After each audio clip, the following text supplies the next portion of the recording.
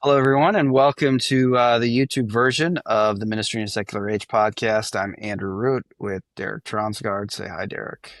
Hi, how we doing? He's actually AI generated, and I have to prompt him to say hello. But yeah, Derek, what should we talk about this week? I want to talk about pastoral identity today, and this goes beyond pastors. I think it's all people who are in ministry. I was reading a story very recently about somebody who serves in a church, and this person and their partner wanted to have a child and were having some issues. So eventually they adopted a child, but they were very private about this with their congregation. And then one Sunday, the pastor showed up to church and said, I have some really exciting news. My family just adopted a child, and my wife is here in the back with our new, baby that we just adopted, and we'd love for you all to meet them. And it was this, great news. But then later in the week, this pastor received some feedback from a congregation member or several members that they were a little upset that they hadn't been told that the pastor was trying to start a family or that the pastor and the pastor's spouse were pursuing an adoption, and they felt blindsided by this news. Ooh. And the pastor in this reflection was basically saying how frustrated they felt because, quite frankly, in their opinion, the pastor's family is none of the congregation's business. And it's sort of this tension between the pastoral role and your personal role. I think there's some tangents to Byung Chul Han and transparency that we could get into, but I am just interested in what your take is on this conundrum. Yeah, I mean, okay, yeah, and we may have different opinions on this as we go, and I know those who are watching this on YouTube will not believe it, but I'm the older one out of us. I know that I look like I'm 25, Derek, and you look like you're 35. I'm haggard. The Yeah. pastoral office is just taking it out of me.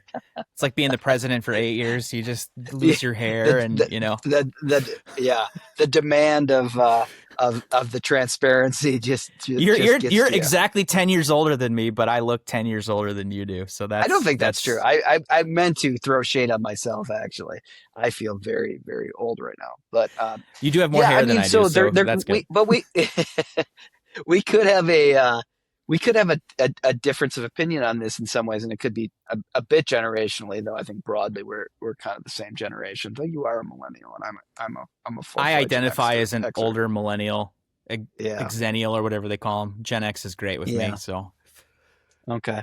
Well, I mean, first of all, you mentioned Han, and there is always the danger that this is a transparency issue. So, I mean, that's one of the really fascinating things that Han wants to get at is actually that. And I think I guess I would say in some ways I think this is different because what he means by transparency is he really means that all information becomes exposed, and that we want to have we want to know everything. So, I mean, I guess this is an interesting way to think about this, is that we have a sense that we should be able to know everything, that everything should be essentially see-through, like at an Apple store or whatever, that everything should be known. We should have complete transparency with how our data is used and things like that. But his basic point is that all that transparency is fine and good, but it doesn't mean anything. And human beings are not just the kind of creatures who need information, they need to make meaning. And so his problem with transparency, and I think the way I get the best handle of this with Byung Chul Han is like around your data. Like your data, the federal government says it's completely available to you, complete transparency on your data. They're probably lying, but they say it's there. Or Verizon says like, listen, we or Comcast or whatever, like whoever's following you, whatever, you have complete transparency with how your data is being used. Oh, you want it? Here it is. Like, terabytes of all this information. What are you going to do with it? Like or you get another letter. Like, I don't know if this is true for you, but for me, we get like a couple letters a month that say, well, there's a data breach and your data is now loose, and we're sorry about this. X company says, but your information is there. And so the idea is like you should be able to control your information. You that's all transparent. How we've used it is all transparent. But the point is, it's so much information that this becomes a ruse. That it isn't actually. It doesn't mean anything. It's just you're just buried under data. And Byung-Chul Han's point is that as human beings, it's not just about access to information that matters for us. This is why he's critical of the internet or critical of AI. Like now all the information is available to us.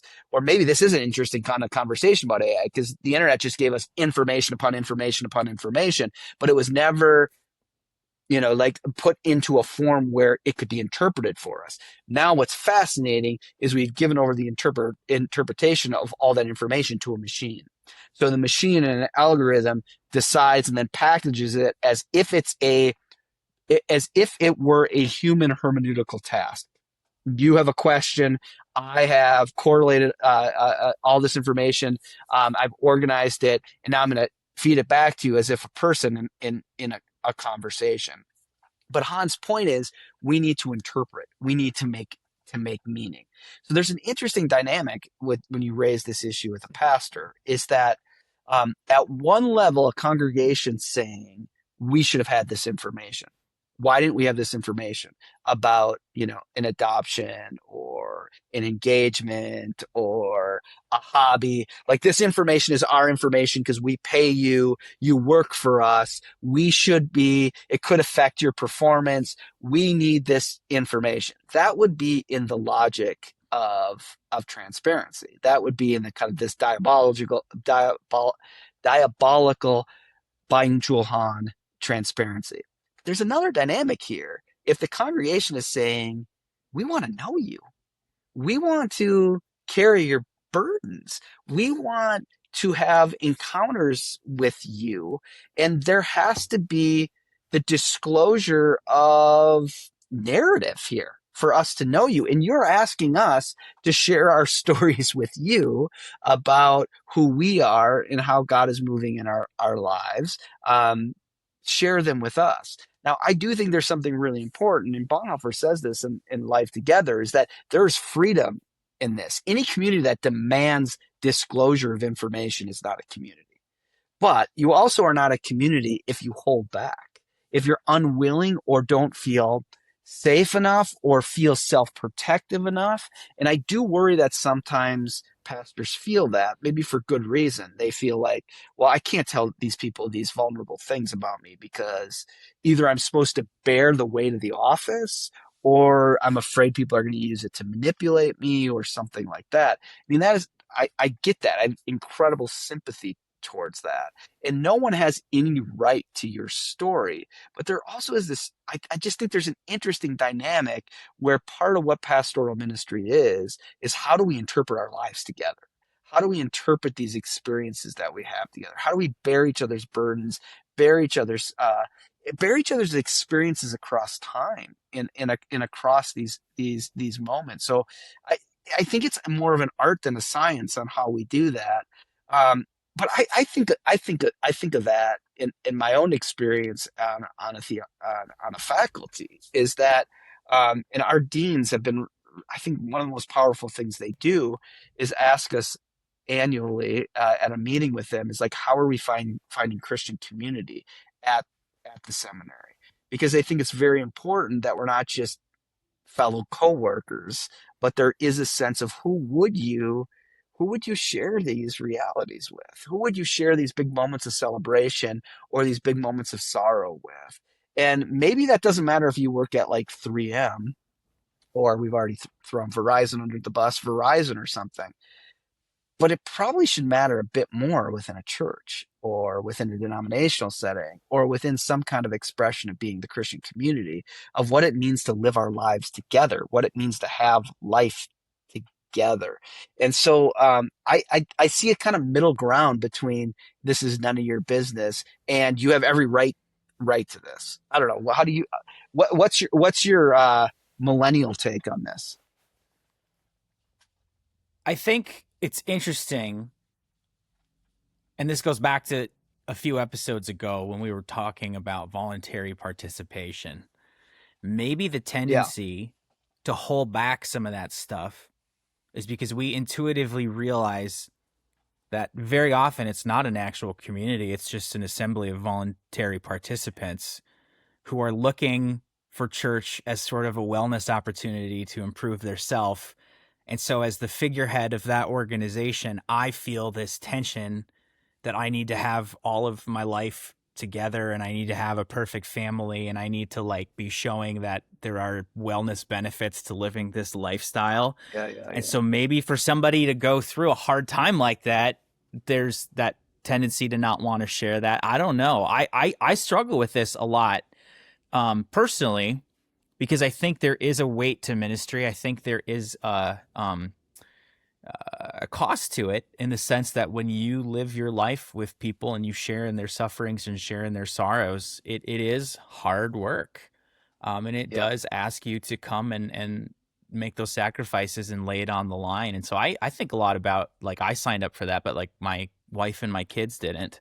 Right. And so like I try not to like talk about them in sermons or I Sure. try to, give them their own agency and like what they want to participate in and what they don't want to. But again, I know that's very new school of me. I know in the olden days it was No, like this is the sure. pastor and the pastor's spouse and the pastor's kids and they come every Sunday and they're this great example and Yeah. there's no distinction between like Pastor Derek and Private Derek and Yeah. it's just I don't know. It's a really Yeah. interesting Yeah. thing. Yeah. I guess I'm rambling. I don't have an answer for you. It's just No, well, I think I you're think right I though. think There's it a speaks to a yeah. lot of these newer realities that maybe pastors in the 1950s and 60s and 70s didn't have to deal with. Yeah, or I mean, we do have a ton of uh, anecdotal data that didn't go so well. Like Oh, and that's the the other thing. it, Yeah. yeah, the pastor's kid phenomenon, like, was huge even up until like, when I was a kid, like, oh my gosh, that you going to college, like that guy was a pastor's kid. No wonder he drinks so much. You know what I mean? Like there was a certain phenomenon of the expectation kind of broke. And I think that we've had generations of people going into pastoral ministry who've tried to nuance that, tried to protect that. And I do think that, to your point, there is something about community that you are free to be in it as you are. And even thinking about how you set this up with a story, I mean, there's something really legitimate about saying, when the people are like, why didn't you tell us that you were trying to adopt a child or whatever? I mean, there's something really beautiful about saying, because it was just the hope. Speaking that out loud was just too sacred, too painful to share it right now. So there also is something within community broadly, but also pastorally, that you do not have to just disclose information, but you do need to be human person with them.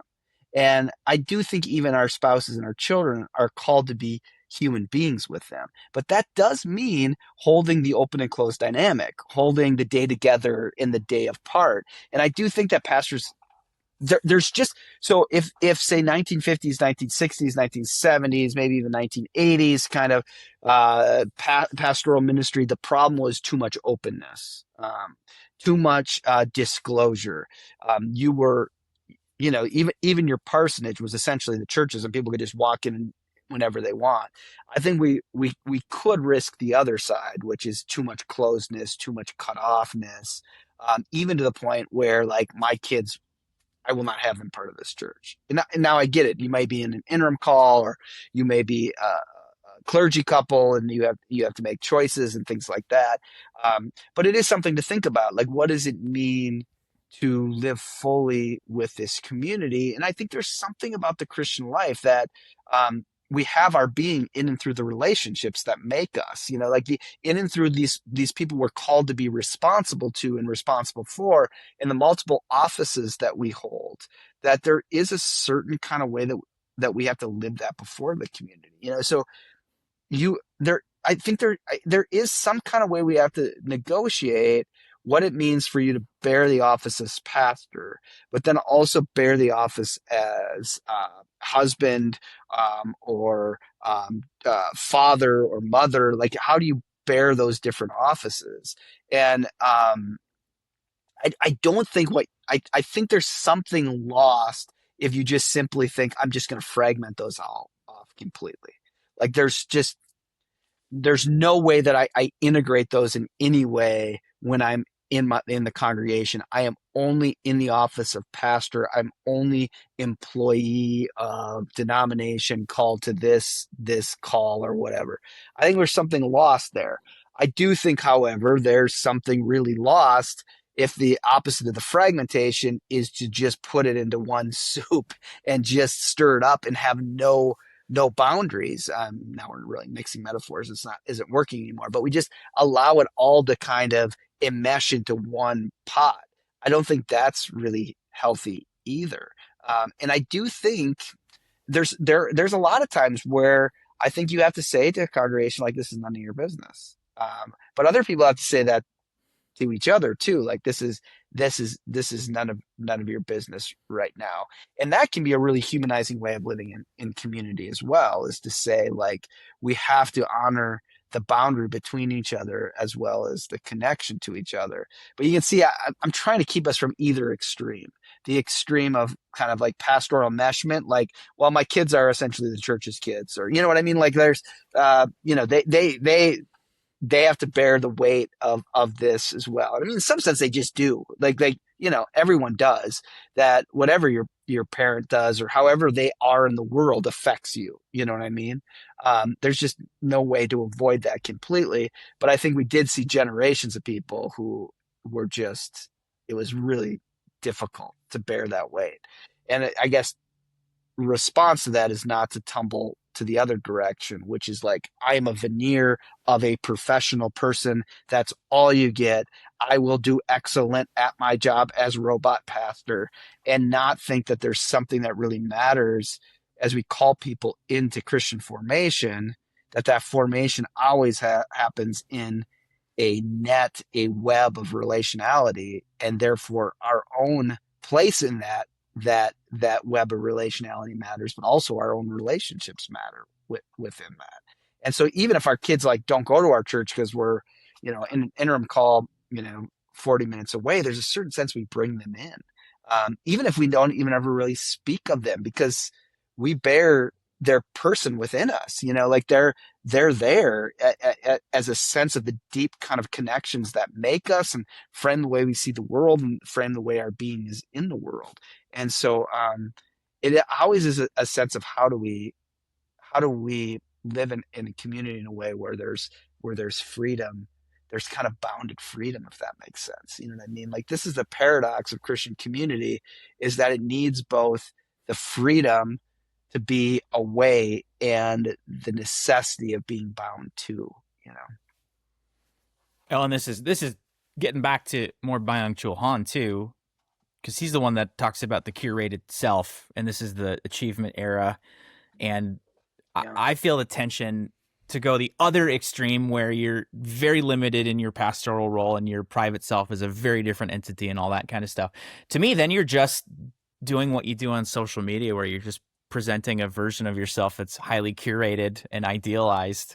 But I feel that tension too, because it doesn't feel good to be vulnerable when you're in a leadership role. It doesn't feel good to, share your struggles or talk about where you don't really have an idea on something that people are expecting you to have an idea about. That is scary stuff. And I still struggle with that. It's hard. It's so hard. Yeah. And I mean, I like to live, really honestly, or be honest in the midst of this. Like at our church, I try to stay in the background, and part of staying in the background is allowing Kara to really lead as the pastor. Like I don't need to, be up front and mansplaining everything or something like that. So there's a certain way I seem very detached from the community, and almost never, very rarely would even get up and give a prayer request or anything like that. And it is a certain sense of my commitment to the relationship puts me in a certain place. But what's, I think, beautiful about it is the community finds a way to allow me to be in it as I am. And that kind of beckons me to be there in a kind of costly way. And I guess that's the kind of negotiation of, Yeah, and I do think that pastorally, there's something to ask ourselves about the community if we don't feel comfortable actually being ourselves within the community. What does that say? And that's not to carry the responsibility solely ourselves, but to say like, well, what kind of community is here? What is the spirit of this community?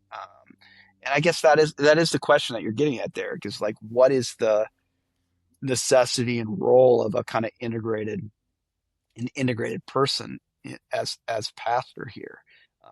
And I do think we have a lot of tools now to live very kind of fragmented lives, that we curate certain things in certain places, and we'd actually like to kind of live these different lives in these different ways, and have them not connect. And yeah, I don't know. Maybe I'm just old, but wonder Well, about that. and you know, just like your recent book, Baal and the Gods of More, available now wherever you get your books, is if your whole mindset or your church's culture is all about accruing resources and playing that game, Yeah, then there really is an incentive for you to, you know, again present a very idealized version of yourself, and yeah. the risk when you risk becoming a full person, you're also risking the accrual of those resources and your Well, yeah, and I think your stability, point and that's earlier. what's hard. Yeah, yeah, and I think your point earlier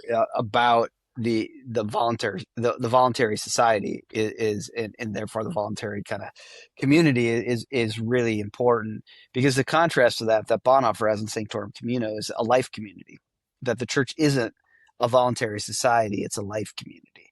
And I guess that's the question: like, what does it mean to be a life community? And a la Bonhoeffer, a little bit politically incorrect for us for different political reasons. Um, but Bonhoeffer would always use the analogy of the family, you know, and there is a kind of sense that a family is a life community, and the congregation has a different form, and in many ways, maybe even a different breath, a different vision, is kind of lives that reality out, in the sense that we live together. And families, there's something really dysfunctional at a family that demands disclosure, no secrets. You can't, everything we need to know it all the time. How dare you? Um, there's something amiss there.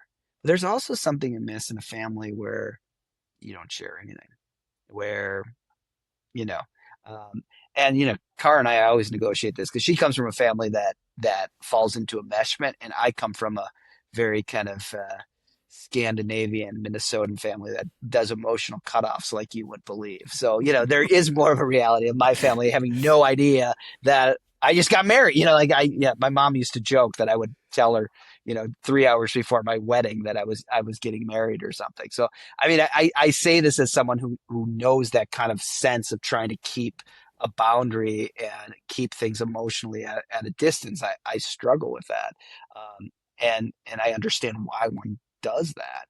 But I also have a deep sense that when it comes to my own suffering and need, I deeply need others to be there for me. And I guess that's the question. Like, what is the church ultimately? Is it a community that bears our burdens, and in which we experience the living Jesus Christ, who's found bearing our burdens and bringing life out of death? And that does call us into something a bit more costly than just kind of protecting ourselves. But the inclination to either protect ourselves or to over disclose ourselves um, are always deep temptations. And they're always more of an art than a science of how we reveal them. But there's something about being able to balance those realities that's really, really important, and really, really hard for the pastor. To your point, like, it is a utter violation of your kids to use them as every analogy in in a sermon. Utter that, like, they show up and there's another story about them, now 16, when they were, poop their pants in Target or something when they were, 3. Uh, there's something that's utterly exhausting about that. There's also something really weird if your congregation has no idea that you have children, or even a dog, for God's sakes. You know what I mean? Like, there's something kind of odd about both of those extremes. And so again, I don't think there's any hard and fast rule of how you negotiate those, but it is a question, I guess, ultimately of what does it mean as a pastor to lead a life community a la Bonhoeffer as opposed to a voluntary society, you know? And there's different reasons for disclosure and enmeshment if you're leading a voluntary society. Like spiritually, you could become very spiritually abusive in being oversharing as a way to link people in, hook people in emotionally to stay committed to your church. You could also do a cutoffs because you think, listen, my job is to give you the goods that's in my job description and nothing more. How dare you ask me to give anything more than what you pay me for? I mean, those are two logics of a voluntary society that make sense. But a life community demands something different. But it doesn't demand any hard and fast rule. Like you must share everything. You must pray at every, give a a disclosing prayer request every time. It doesn't mean that either, but it does mean what is it like to live before these people and be known by them in some way? Like what does that mean? I think that's the burden we bear.